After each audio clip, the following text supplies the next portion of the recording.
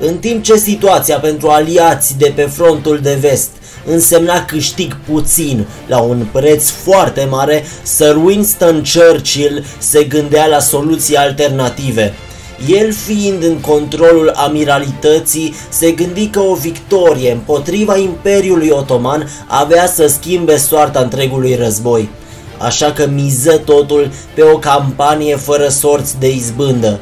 Sunt imperator și astăzi ne vom duce pe frontul otoman pentru a vedea o celebră bătălie din istoria omenirii, bătălia de la Gallipoli.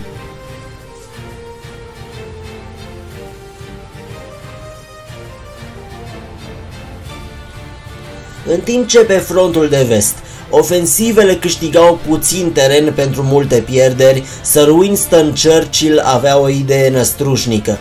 Într-o campanie rapidă prin Dardanele, dorea să ajungă cu flota de cuirasate la Constantinopol, forțând Imperiul Otoman să se predea, iar apoi, controlând Bosforul, să aibă o legătură de comunicare cu Rusia. Tânărul ministru însă nu a luat în calcul dispozițiile militare. Dardanelele erau înțesate de mine și obuziere germane mobile apărau coasta. Flota aliată pleacă spre Gallipoli, compusă din dreadnoughtul HMS Queen Elizabeth și din alte cuirasate care nu se puteau din păcate compara cu tipul dreadnought. În forța de invazie, în afară de aliați, se aflau și trupele australiene și neozeelandeze, cunoscute sub acronimul de ANZAC. Deși populația Australiei de atunci număra abia 5 milioane de locuitori, iar Noua Zeelandă avea vreo 1 milion, australienii au trimis 416.000 de soldați, iar neozeelandezii 124.000, dintre care mulți erau luptători maori. Mulți nici nu aveau 18 ani, fiindcă mințiseră la recrutare în privința vârstei. Și-au mințit drumul într-un iad de bătălie și până la final peste 50% dintre ei aveau să fie victime. Campania de la Gallipoli, sau cum o numesc turcii, Çanakkale Savaşı, adică lupta de la Çanakkale, a început în data de 17 februarie, dar primul atac avea să aibă loc abia în data de 19 februarie. Începu bombardamentul naval și atât de intens era barajul de proiectile încât turcii din forturile de coastă nu puteau efectiv să respire. Otomanii încearcă un contraatac cu obuzierele, dar cuirasatele își fac datoria și până în 25 februarie turcii erau alungați din forturile din imediata vecinătate. Dar de acum încolo, situația nu avea să mai fie atât de roz pentru aliați. În a doua săptămână din martie, Lordul Kitchener ordonă debarcări masive de infanterie în peninsula Gallipoli, iar divizia a 29-a britanică și trupele ANZAC aveau să fie reunite cu o divizie colonială franceză în insulele grecești. Peninsula era deosebit de bine apărată și singura șansă pentru aliați era să ajungă cu flota pe flancul moale al turcilor, numai că strâmtoarea era plină de mine navale. Pe 18 martie sunt trimise navele în ofensivă.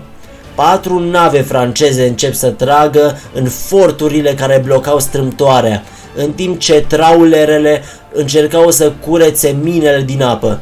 Dar anumite mine tot scăpau și o navă franceză observă o astfel de mină, iar pentru a o evita, eșuează. Amiralul John de Robeck le ordonă celorlalte nave să se retragă, însă cuirasatul Bouvet lovește o mină și se scufundă alături de 639 din membrii echipajului.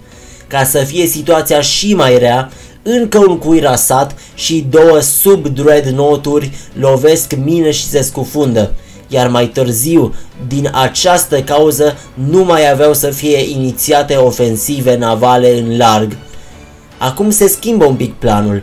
Obiectivul infanteriei era să execute debarcări pe mai multe poziții pentru a captura pozițiile otomane și abia apoi să curețe minele din apă.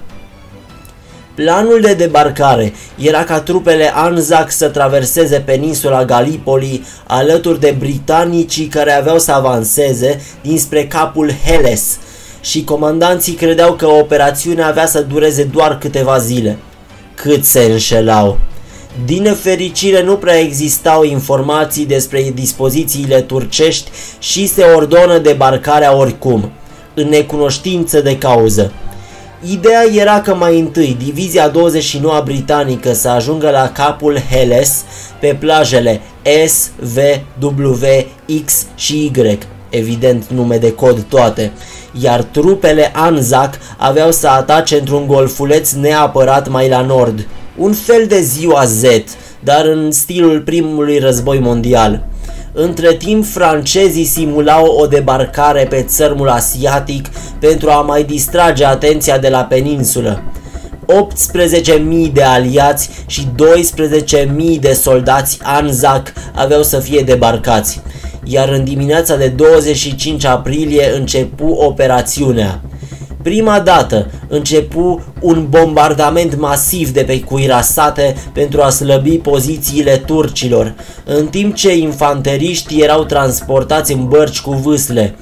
Cum au ajuns aproape de țărm, începu măcelul. Pe plaja W de la capul Helles, regimentul Lancashire Fusiliers a avut pierderi de peste jumătate din efective sub focul intens de mitralieră și încurcându-se în sârmă ghimpată. Pe plaja V, mitraliere turcești aproape că i-au respins pe britanicii care veneau de pe nava River Clyde, dar în ciuda pierderilor masive, toate plajele erau capturate. Singura problemă era că forțele Anzac debarcaseră greșit, într-un loc numit mai târziu golfulețul Anzac, unde nu erau forțe otomane. Dar pentru a ajunge pe culmea Sari Bair trebuiau să escaladeze un perete abrupt. Ce să facă? Trupele Anzac începură escaladarea, dar se dau de gol și turcii sunt alertați de prezența lor. Celebrul general Mustafa Kemal, eroul național turc, își trimite divizia a 19-a spre Sari Bair pentru a-i mitralia pe australieni. Atacul turcilor a fost într-adevăr eroic, dar trupele Anzac nu puteau fi împinse în mare și după o săptămână de încercări eșuate, turcii sapă tranșee. Cei de la capul Helles, în schimb, avansează, însă la începutul lunii mai se opresc în fața localității Krithia. Trecu astfel și primăvara și veni o vară infernal de caldă cu tot pachetul, cadavre în putrefacție, muște și infecții prin tranșee. În data de 19 mai, Mustafa Kemal dă ordin de atac asupra pozițiilor Anzac, printre care se aflau și trupe Maori, dar generalul turc pierde 13.000 de oameni. Cadavrele sunt evident lăsate în soare, iar mirosul era insuportabil. Într-un final, cele două părți combatante ajung la un armistițiu pentru a-și îngropa morții, dar conflictul era departe de a fi încheiat. În luna iunie și în luna iulie, britanicii din tranșeele din nordul capului Helles atacă alături de trupe indiene și trupe speciale Gurkha. Aliații atacă în plină forță și capturează teren, dar fără o valoare strategică reală. Dar dacă aveau să captureze satul Achi Baba, aveau să aibă un avantaj. Deci atacul se dă la Achi Baba în mod eroic, dar aliații se retrag cu coada între picioare după o defensivă turcă eroică, iar flota în acest moment se retrage din cauza submarinelor nemțești. Acest eșec a influențat o schimbare în guvernul britanic. În mai, Sir Winston Churchill pierde controlul amiralității, iar francezii doreau să se axeze pe frontul de vest mai mult, însă britanicii nu doreau o înfrângere devastatoare la Gallipoli. S-au găsit 4 divizii noi pentru britanici, pentru generalul Hamilton. ca să spargă blocajul. Ideea era acum o debarcare în golful Suvla, la nord de poziția Anzac, pentru a da apoi un atac simultan de capturare a culmii Sari Bair. Debarcarea de la Suvla a avut loc pe 6 august și vreo 20.000 de oameni au fost debarcați.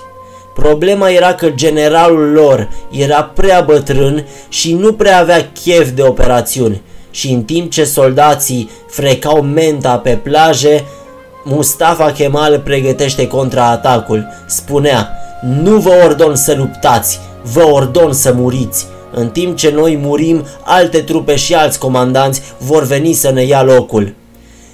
Turcii atacă sălbatic și se spune că neîncetatele atacuri au provocat cea mai intensă bătălie din tot războiul.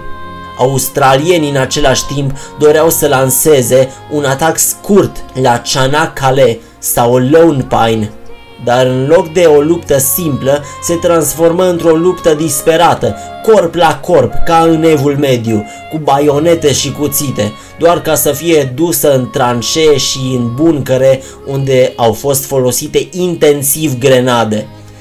Çanakkale a fost ocupat, iar australienii câștigă 7 medalii Crucea Victoria. Chiar dacă Lone Pine era în mâini aliate, bătălia de la Sari Bair lua o întorsătură cam nefastă.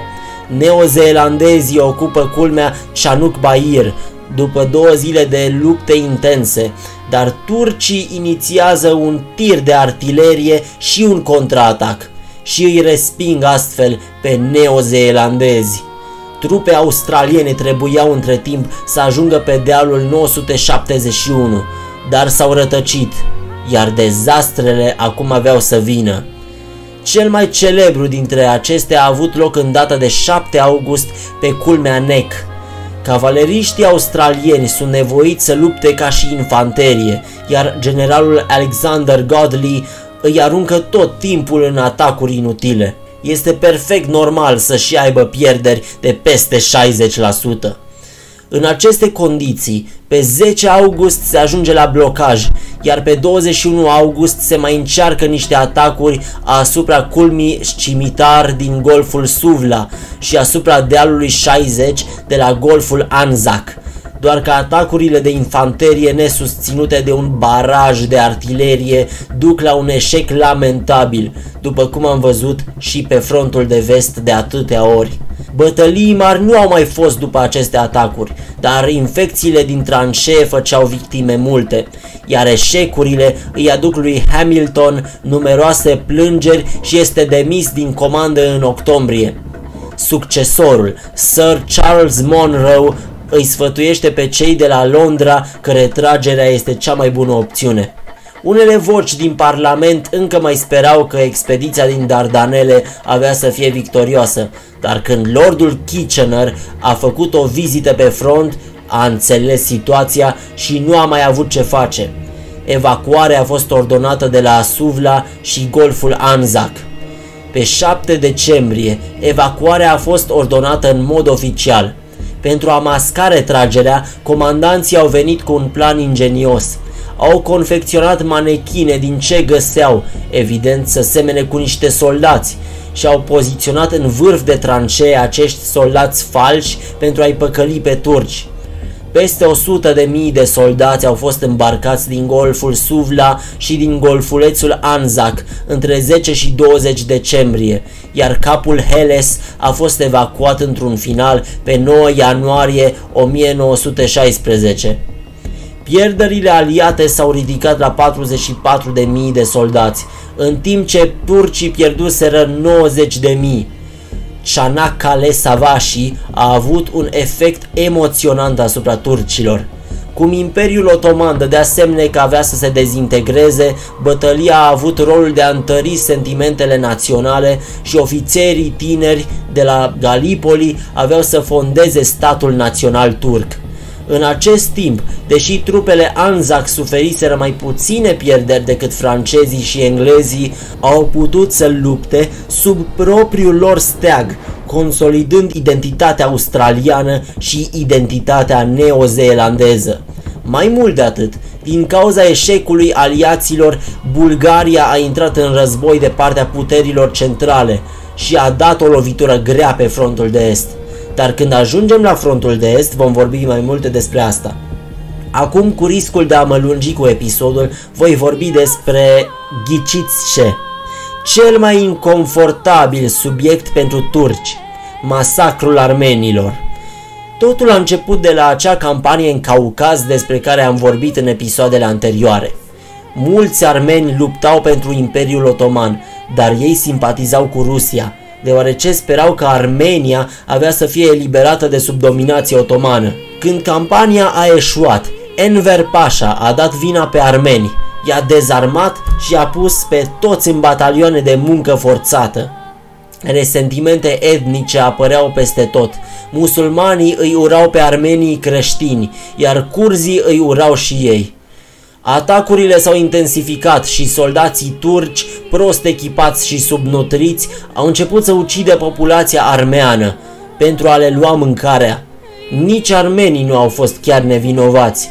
Când alături de ruși au avut ocazia, au pornit și ei atacuri asupra turcilor, însă punctul culminant a fost revolta armenilor din orașul Van.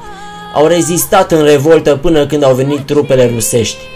În timp ce debarcările la Galipoli se efectuau, elita armeană care locuia în Constantinopol a fost arestată, iar în data de 29 mai se dă o lege prin care începea deportarea în masă a armenilor spre Siria și Irak. Doar călătoria a provocat victime numeroase. Curățarea unui sat însemna de regulă masacrarea bărbaților și apoi deportarea celorlalți fără provizii și aproape fără bagaje.